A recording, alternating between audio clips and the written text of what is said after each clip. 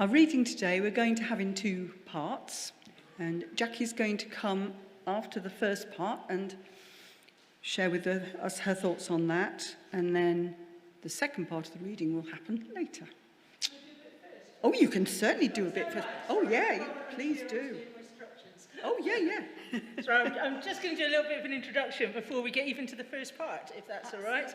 Bit different this week. No, that's a bit unsettling, but let's do something a bit different. So we're stepping, like I said, into a new series, and we're thinking about Hannah and Samuel over the next 6 weeks. We're going to do 3 on each. But as we start the series, bit of interaction. I want you to tell me what you see on the screen. So what do you see on the screen? A young lady. An old lady. Okay, perhaps you've seen this one before. How about on this one? Oh. Someone looking to the right. So, okay, we do a show of hands. So some people see somebody looking to the side. Some people see somebody looking straight ahead. What about that one? Rabbit? Somebody said a duck back there. Yeah, it depends on you. Yeah, rabbit or duck. I'm not going to try and describe where they are. Now, I don't know whether this one will come out very clearly because it was a bit of a bad visual. What do you see in that one? Old man and old. Who sees an old man and an old lady? Right. Who sees something different? Okay, what else do you see? Richard, what do you see? A flask, yeah, or something in the middle. Yeah, there's something else in there as well if you look really hard.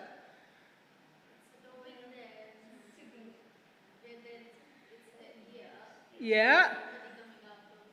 So one of the ears is actually somebody coming out. There's somebody coming out the door, but they're coming to 2 other people. There are 2 other people in there. Yeah, if you look really hard, the eyes and the chins are actually 2 people kind of sitting on one leg. One's playing a guitar, one's holding onto their hat. You have to look really closely for that one. I quite like that one, but it's not such a good print. But it's all about perspective. And actually, in all those pictures, 2 things were woven together. And actually, as we come to the story of Hannah and Samuel, I want you to kind of hold that in mind. There are things being woven or bound together. And as Anne in a moment comes to read the passage, I want you to try and spot those 2 things, or there are at least 2 things working on 2 levels. Because as we spend time in these first few chapters of Samuel, we're stepping into a story, and certainly today we step into a story which on face value is about a woman facing huge disappointment. And yet it is also about God's big storyline. There are 2 levels working out his salvation purposes, his commitment to his people. And so as we read the passages, try and have your radar alert to both. And the other introductory comment I just want to make is that I realise for some of us, this story may be very, very, very, very well known. You know, you remember being taught this story decades, may I say, ago in Sunday school. And so returning to it is a bit like picking up a very familiar book or TV programme. However good the ending was the first time round, actually it loses something when you come to it the 2nd, 3rd, 10th or 20th. But as we step into this story, I want us to try and not lose the impact of knowing what happens for some of us, of failing to engage with that this story is worked out 24/7, year in, year out for Hannah. So to try and not rush on as the reading is given to us by going, yeah, but I know what happens. Try and stay in the moment, okay? Try and slow down and pretend that you don't know what is going to happen, for those of you that do, or how it's going to turn out. So let's enter Hannah's story. Anne. Brilliant. Let's read the first 8 verses.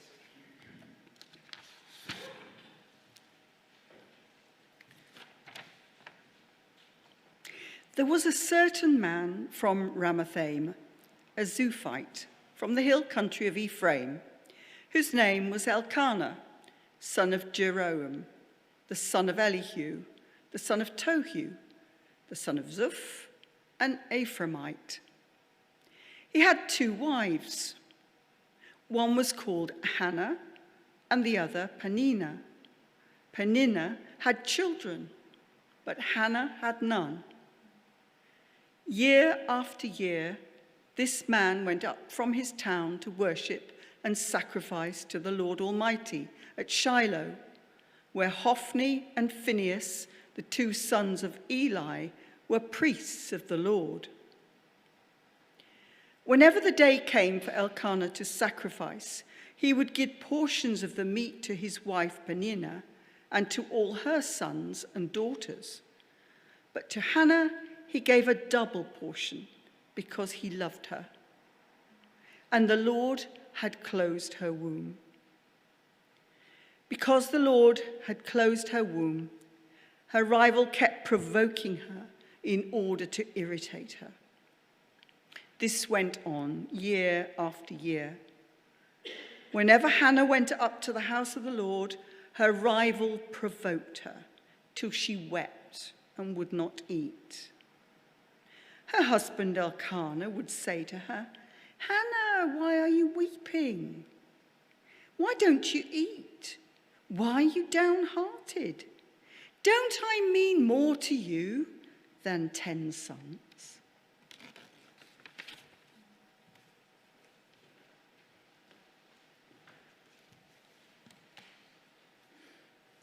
Well, we enter the story at a point in Israel's history when they are on a downward slide.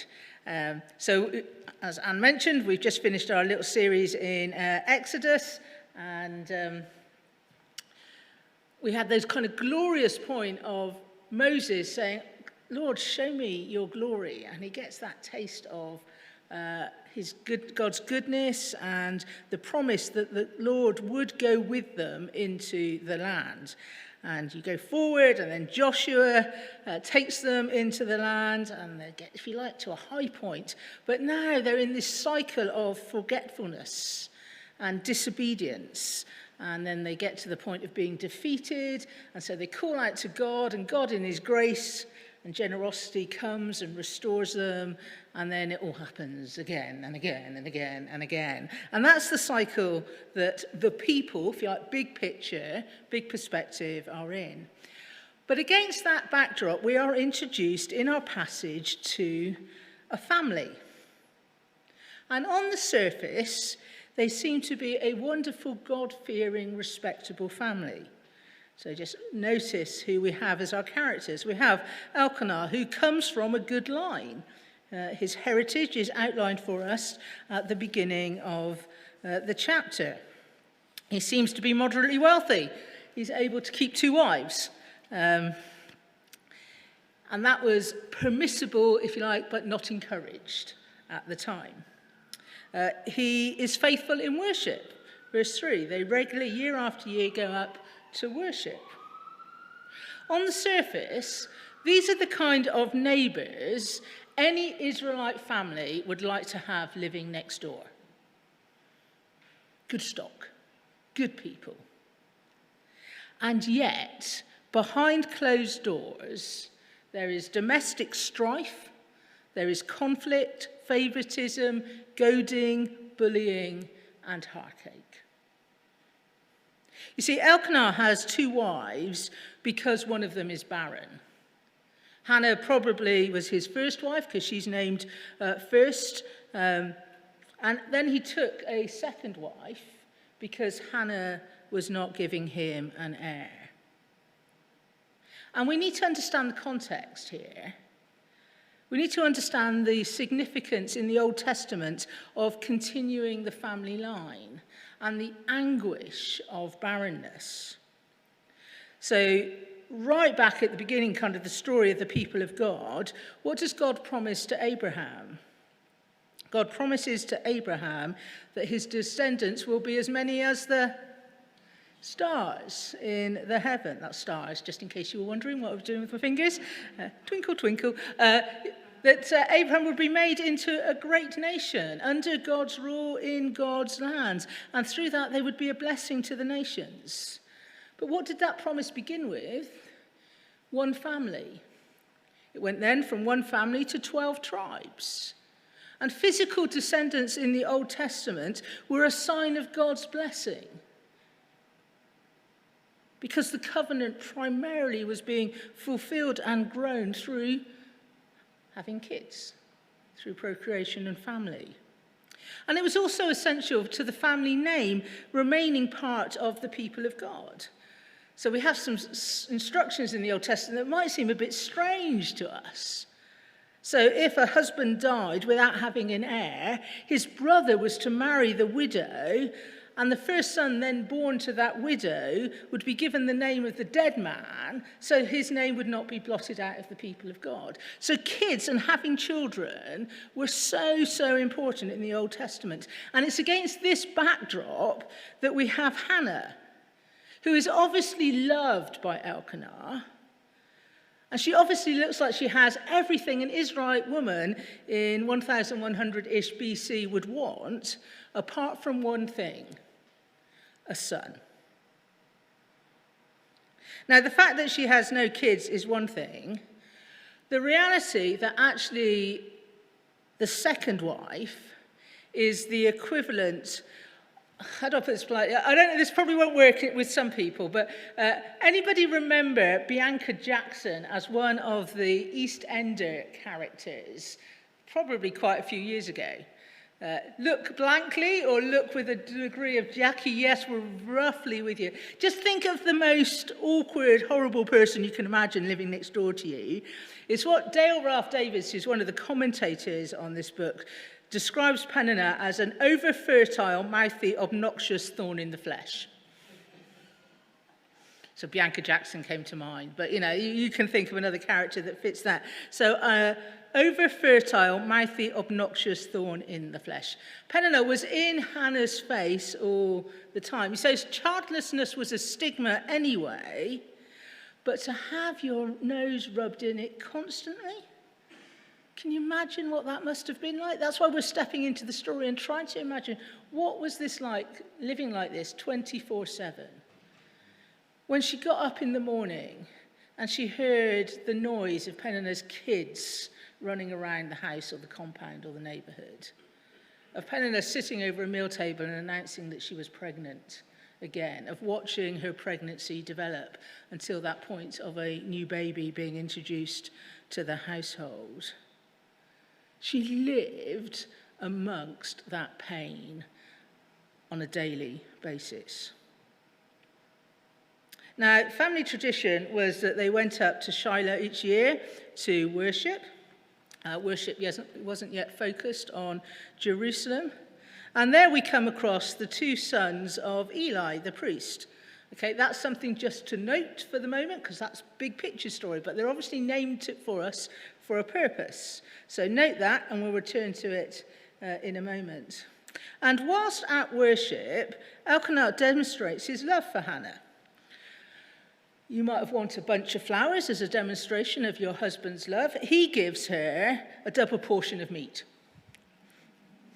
But it's part of the worship that they were expressing. But Peninnah uses it as a time to have a real go at Hannah. And this went on, verse 7, year after year. Year after year. And what did the provocation cause? Well, it caused Hannah to weep, but also not eat, verse 7. You see, we shouldn't imagine that being faithful or being godly somehow gives somebody a Teflon coating to pain and anguish. And even her acknowledgement that it was God who had closed her womb wasn't some kind of divine anesthetic to her. Now, I don't know about you, when it was being read, whether you were just slightly intrigued, as I was, about this provocation becoming most fierce at the point of worship, at the point when they go up to worship. You see, you kind of can imagine how she becomes vulnerable at that point to the provocation that Peninnah is dishing out. So perhaps Peninnah is going up to worship and she is giving thanks for another child. Perhaps as they gather, she, year by year, sees families that are moving on and multiplying. Perhaps as she catches up with people that she hasn't seen for a whole year, there's that little question they ask, what, Hannah, still no children? Or the whispers that occur behind her back of, Hannah's still not got kids. I wonder what she's done to displease the Lord. Or perhaps it's also just a space where her own questions are allowed to come to the surface, where away from daily routines, there is space to think and feel again. And into that whirlpool of emotion, Elkanah tries to offer some comfort, but it's comfort that is utterly inadequate. Verse 8, don't I mean more to you than 10 sons? Now, I'd love to have known Hannah's answer. Scripture doesn't record to it, but basically I suspect it's, no mate, you don't. Because actually that's not what she wants. She's aching for a child. Well, let's just dwell in that experience for a moment. The 24/7 impact of disappointment. I don't know if that rings true with any of your own experiences. But it is good for us to acknowledge that disappointment, a bit like grief, brings deep experiences and at times can be aggravated for people when they gather with others, when they gather to worship, or even when they seek to draw themselves into the presence of God. And if that's never been your experience or is not your experience, then just for a moment, try and graciously put yourself in the shoes of others at different ages and stages of life. You see, somebody may not have a physical Peninnah in their face aggravating the situation, but there may be at times those moments when the circumstances of those around them actually cause them pain. And it's not the people's fault, it is just the reminder of what they don't have or what they are seeking. Perhaps somebody comes to a service at Wycliffe or an event at Wycliffe. I think some of our youngsters are young 20-somethings, into our 30s maybe.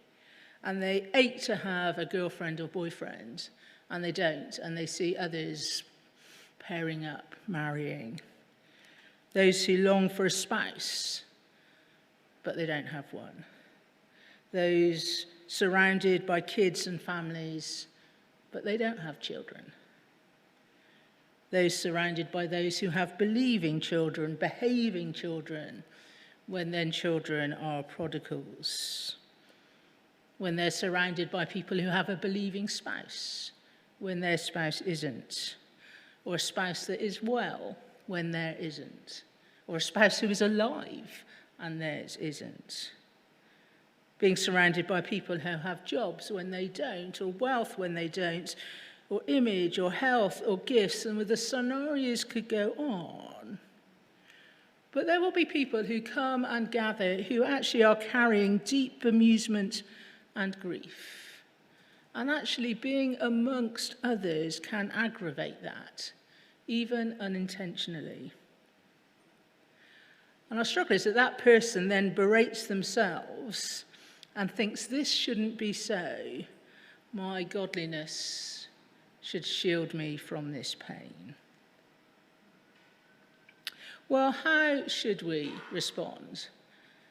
If that is our circumstances or people that we know, how do we respond? Well, let's see how Hannah responds as we continue with our reading. And Anne's going to come and read verse 9 to 18 to us now.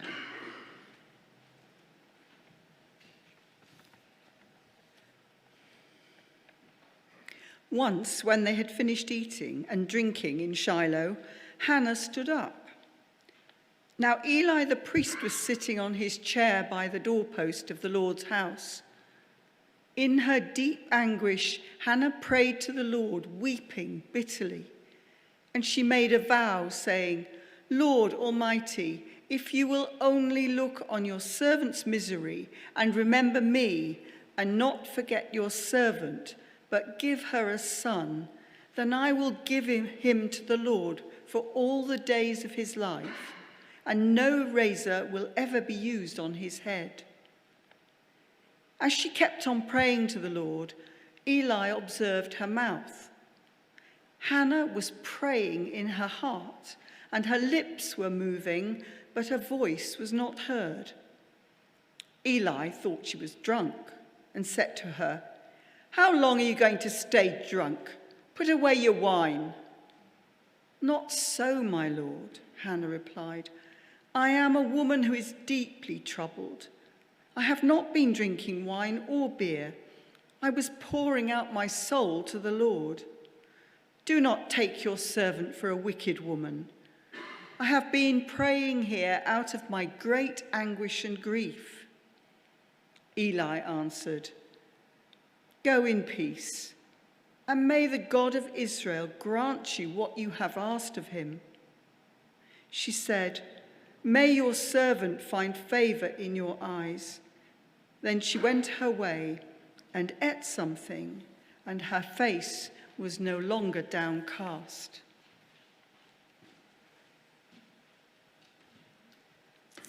So Hannah's response, we've tried to step into some of her anguish, that sense of year after year being worn down by the provocation of Peninnah, that sense of disappointment and distress, the stigma that she would have carried, and the intensity that came with when she came to the place of worship. And verse 9, it seems to me that she's got to a place where actually, I don't know if she's just had enough. I don't know whether they're sitting around a meal table, eating and drinking, and then she's listening to the noise and the kids and the banter, and perhaps Peninnah's going, oh, look at my wonderful children, see how they're growing, it's great for them to be here. And Hannah gets to that point of just going, enough. And she flees Peninnah's cruel mockery. She flees Elkanah's inadequate sympathy. She flees past Eli and the inept priest that they have. And where does she flee to? She flees to God. She flees to God to pray. And her prayer is modelled, I think, around what she knows about God. And I just want to pull out two things that may help us. And her prayer we find at the end of verse 10 going through verse 11. I think her prayer is shaped by what she knows about God. Even in her deep distress, she approaches God as God is, not as she wants him to be. She doesn't make him into an image that she wants to kind of fit her worldview or her pain. She comes to God as he is and calls him Lord Almighty, or in the ESV, Lord of Hosts. You know, she isn't coming to a mere local deity. She is recognizing that he has the resources of the whole universe at his disposal. That is the kind of God he is. And if you turn over into chapter 2, you'll find another of Hannah's prayer. So this is one that she will have uttered a few years later from where we are in the story, and we're going to do it in a couple of weeks, so we're doing it fast track. But in that, you'll find out again what Hannah knows about God. She declares him to be holy, to be a rock, to be a judge, one who lifts up the broken, one who is sovereign. So her confidence to come in prayer starts not with herself, but with who God is. And yet, interestingly, although she has this vast view of God, verse 11, she is able to say, if you will only look on your servant's misery and remember me. She is confident that the broken heart of a woman in an obscure hill country of Ephraim will matter to this sovereign God, that she is not invisible. And I think it's almost like a personal version of what we have right at the beginning of Exodus, when the people as a whole in their slavery are crying out to God for relief. And God says, well, I've heard their misery, and he's going to act. And if that's a kind of people version, this is a small personal version of the same thing happening. And then she's very specific. She asks for a son. And I don't think this is Hannah just doing a bit of blackmail. Give me a son and I'll give him back to you, as if that's the only way that God is going to answer this prayer. But it's a sign of her godliness. She doesn't want a son who is prominent or famous, but she wants a son who will serve the Lord. It's wonderful. Little does she realize how God's divine purposes are going to work out. So she comes to God with total freedom, knowing who he is. But she also does know that total freedom.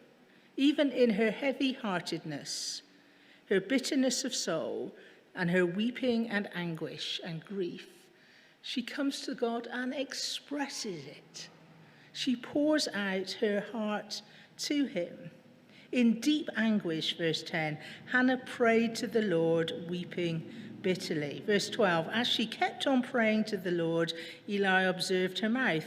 Hannah was praying in her heart, and her lips were moving, but her voice was not heard.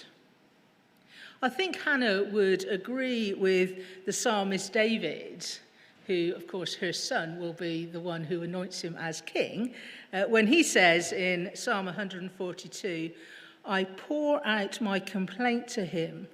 Before him I tell my trouble.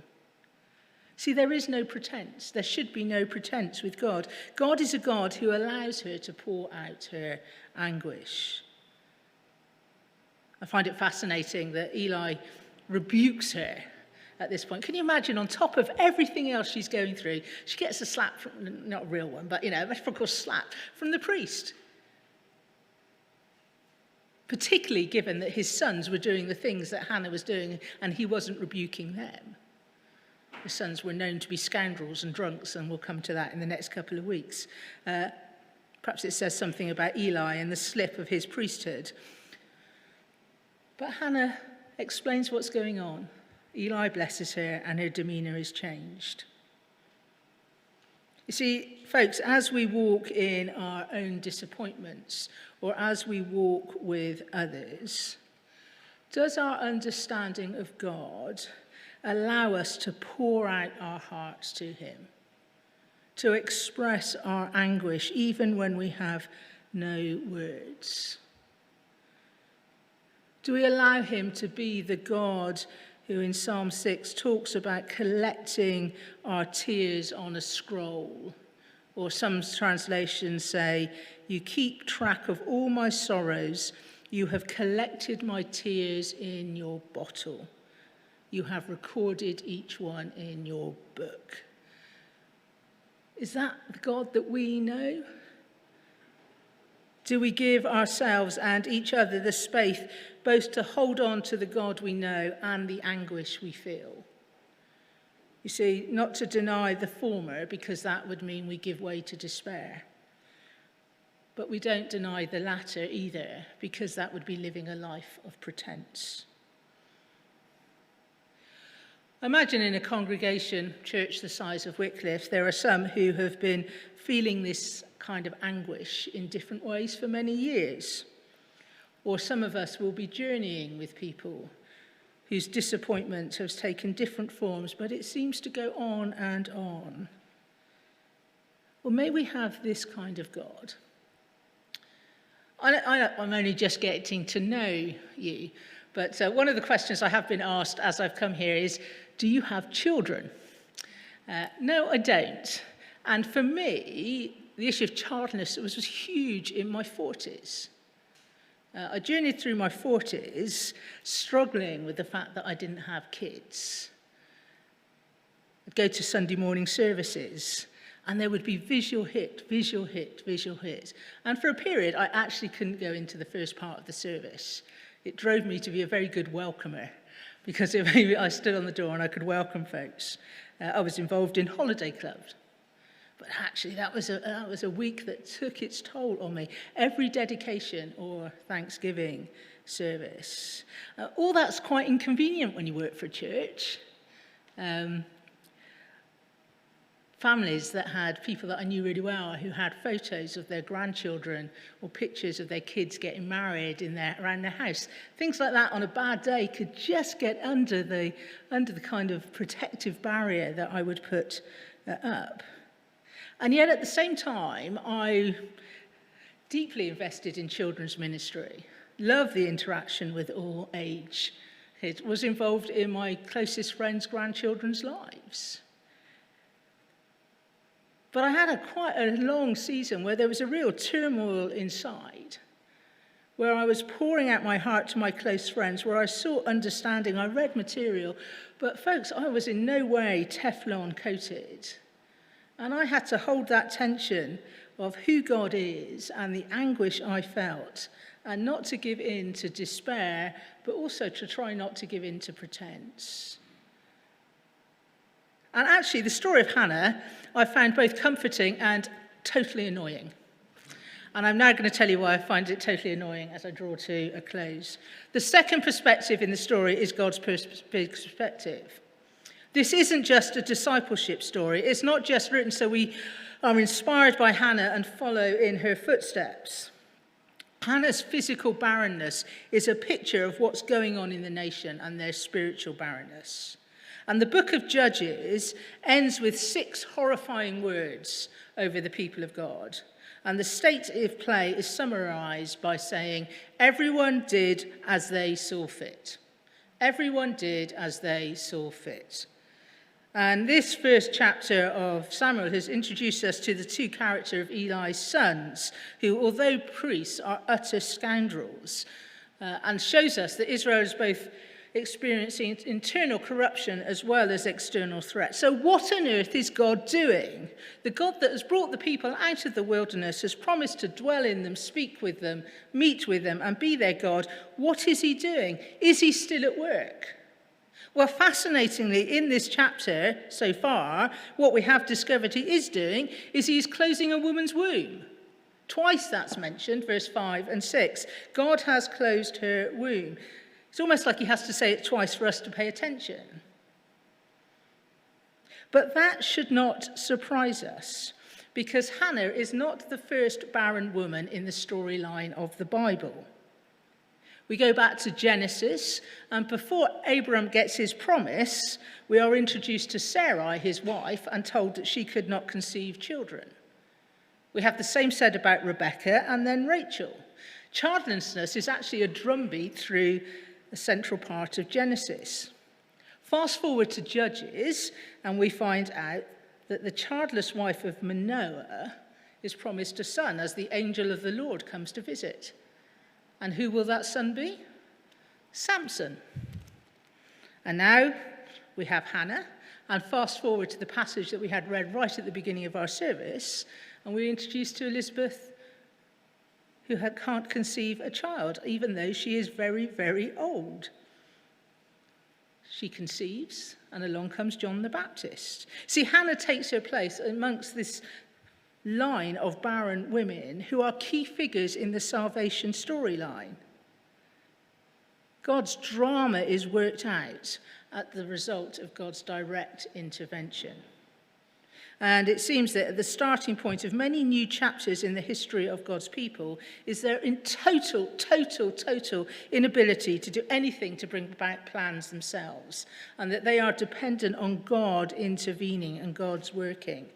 See, God's method goes beyond people's strength, people's resources, people's ingenuity. He stretches out his hand and he works, even in the bleakest of times, having not forgotten his promises. And therefore we can be confident. We can be confident that God is still working out his purposes. So as we finish, I want to give one caution, one encouragement. The caution is very specific.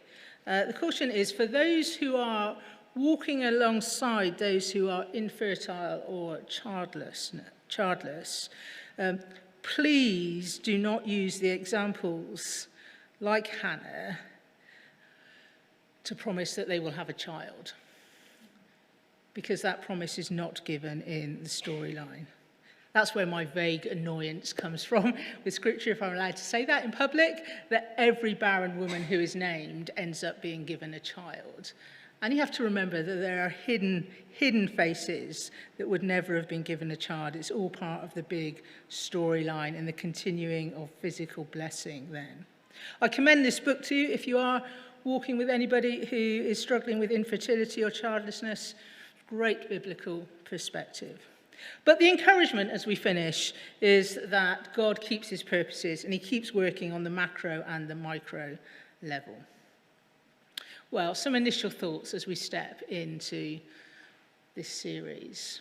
We're going to pray, and I'm going to pray a couple of liturgies that I think Hannah would have prayed and appreciated.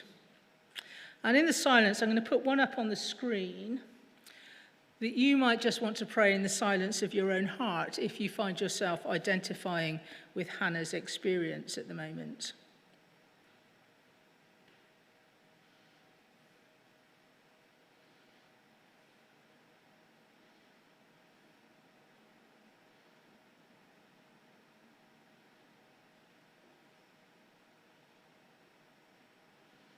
We continue. Today, I am not learning to get over my grief.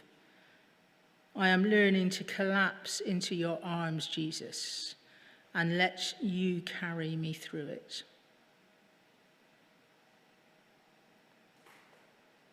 Let me learn pang by pang, O Lord, how these hurts, while they will never in this life completely cease, may serve like stitchings, binding me ever tighter to eternal hope.